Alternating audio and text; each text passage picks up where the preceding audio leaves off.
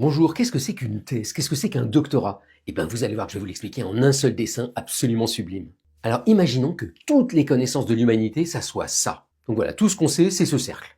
Quand vous êtes à l'école primaire, eh bien, à la fin de l'école primaire, vous êtes là.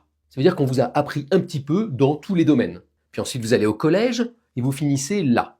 Hein, vous avez encore progressé, vous avez appris un peu plus en histoire, en géo, en français, en sport, en maths, je ne sais quoi. Puis ensuite, vous allez au lycée. Alors, au début du lycée, ça fait ça.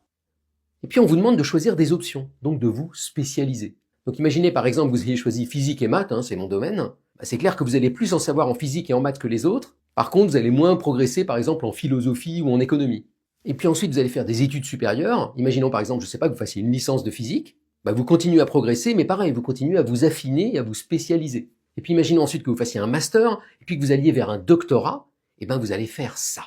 Vous voyez que vous allez vous approcher et vous allez pouvoir toucher le bord du cercle. Alors comment vous avez fait pour faire ça? Au début de vos doctorats, vous allez bosser pour essayer de comprendre ce qu'ont fait tous les autres chercheurs et chercheuses dans le monde, dans votre domaine hyper précis. Et donc au bout de 6 mois en gros, vous en savez normalement autant dans votre spécialité que n'importe qui dans le monde. Et c'est là que les choses rigolotes commencent. Il va falloir maintenant trouver quelque chose que personne n'a trouvé.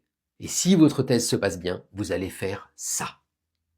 Vous allez faire progresser les connaissances de l'humanité. Vous allez agrandir le cercle. Moi, par exemple, je peux dire que quand j'ai fait ma thèse, j'ai fait progresser les connaissances de l'humanité sur l'effet des impuretés non magnétiques dans des supraconducteurs à haute température critique. Un tout petit progrès. Mais à mon échelle, j'ai un petit peu agrandi le cercle. Et je tiens à remercier Matt Mites qui a fait cette illustration sublime la première fois. Bonne journée!